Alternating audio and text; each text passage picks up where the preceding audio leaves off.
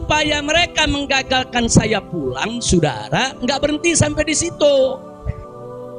Nah, ada yang menarik, saudara. Saya sudah beli tiket, sudah pesan penerbangan tanggal 9. Tiba-tiba dari Indonesia ini ada yang membuat email atas nama saya. Namanya Habib Muhammad Rizik Syihab. Saudara, pakai foto saya. Email ini dikirim ke travel tempat saya memesan tiket. Nah, apa isi pesannya? Bahwa kami tidak jadi berangkat, mohon dibatalkan. Kami punya jadwal. Jadi ada upaya begitu. Ini bukan. Jadi ada yang bilang, ini kan cuman pura-pura jadi korban. Ini pura-pura playing victim. Enggak, memang benar mau dibatalkan ya, Pak. Tapi ala kulihal travelnya telepon langsung ke kita, apa betul Anda ingin membatalkan? Kita bilang enggak, ini ada email dari nama Anda. Saya katakan itu email palsu. Nah, ala kulihal tidak dibatalkan. Tapi enggak puas sampai di situ, ya kawan. Malam Ahad kemarin, malam Ahad yang lalu, pada saat saya ke Riyadh, ada gerakan lagi. Mereka membuat email atas nama travel tempat saya beli tiket. Nah, travel ini kan ngambil tiketnya ke bagian marketing Saudi ya, Pak. Ternyata kursi Saudi itu sudah diborong oleh marketing di Turki, di Istanbul. Jadi dibuatlah email atas nama travel, dikirim ke Istanbul, minta supaya jadwal saya, istri dan 2 putri saya dibatalkan, dan dibatalkan. Nah, jadi malam Ahad itu sudah batal, saya punya jadwal ya. Tapi saya katakan kepada teman-teman pengurus FPI di Mekah, jangan diumumkan. Diam, kalau diumumkan ini nanti, kalau ini diumumkan ya ikhwan, padahal kita kan masih punya peluang untuk melawan itu. Kita masih punya peluang untuk memperbaharui. Kita masih punya peluang untuk beli tiket lain. Maka itu kita diam, tidak kita umumkan. Kalau yang pertama kita umumkan.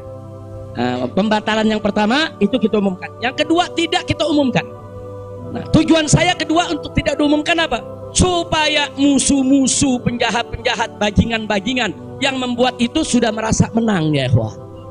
Nah, dia kan merasa menang, ketawa-ketawa, udah batal lo. Nah, besok kalau lo ke airport, begitu masuk ke counter, nama sudah tidak ada. Biarin aja dia senang ya ikhwan, nggak apa-apa, biar dia senang. Jadi sengaja kita biarkan. Nah, kemudian kita hubungi travel yang ada, kita minta untuk ganti kode booking. Nah, ada tambahan biaya, kita tambah biaya. Tetap kita minta tanggal itu untuk kita dapat kursi, dan kita dapat. Kita diam ya ikhwan. Kita nggak umumkan kalau kita punya tiket baru. Nah, ini kita tidak umumkan. Lancar semua. Tapi ternyata jebol juga informasi ke mereka kalau saya punya tiket baru ya ikhwan. Lalu apa yang terjadi? Pesawat berangkat jam 7. Dari jam 11 siang saya sudah kirim orang untuk check-in. Jam 2 kita sudah full semua, kita sudah dapat check-in. Barang sudah masuk. Tiba-tiba jam 4 sore di airport dapat panggilan, saya punya putri yang satu tiketnya batal. Ini permainan gila-gilaan ini ya, Pak. Nah, kita tanya, kita konfirmasi ini bagaimana bisa batal ini? Ya alasannya katanya ada ATM palsu lah, ada orang mengaku bahwa ATM-nya dipakai lah, duitnya dicuri lah, dan lain sebagainya. Tapi tujuan dia, kalau saya punya putri itu batal, saya nggak bisa berangkat. Kenapa? Karena saya kafilnya. Nah, peraturan di Saudi nggak boleh kafil keluar.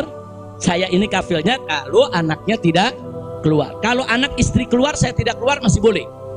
Tapi kalau saya keluar, sementara anak istri tidak keluar, nggak boleh. Itu peraturan di Saudi.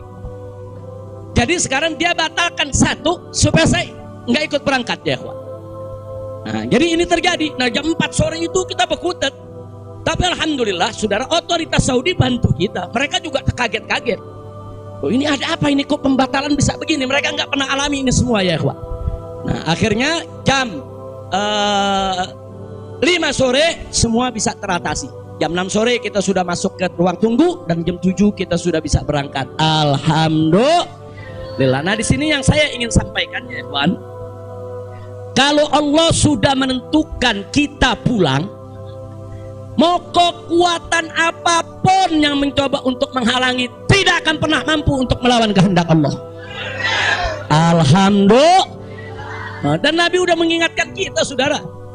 Sudah mengingatkan kita dari jauh-jauh hari, hatta manusia dan jin ini bersatu untuk memberikan manfaat kepada engkau, tidak akan pernah bisa kecuali manfaat yang sudah ditetapkan oleh Allah. Begitu juga saudara, manusia dan jin rame-rame bersatu untuk mencelakakanmu, saudara. Tidak akan pernah kamu bisa celaka kecuali sesuatu yang sudah ditetapkan oleh Allah. Maka itu saya mengajak semua di sini belajar dari ini semua. Saudara, dekatkan diri kepada Allah, tingkatkan tawakal kita, jangan takut dengan orang-orang yang ingin berbuat jahat kepada kita semua. Nggak usah khawatir. Wa yamkuruna wa yamkurullah wallahu khairul. Makin tancapkan dalam diri kita la haula wala quwwata illa billahil aliyil azim. Tancapkan itu ya kawan. Jangan pernah takut. Nah, buktinya akhirnya kita bisa pulang. Alhamdulillah. Hada min fadli rabbi liyabluwani ashkur am akfur ya kawan. Dan memang kemarin itu pada saat saya ke imigrasi Saudi, mereka juga bingung. Karena ini bukan urusan imigrasi, tapi ini otoritas keamanan nasional Saudi.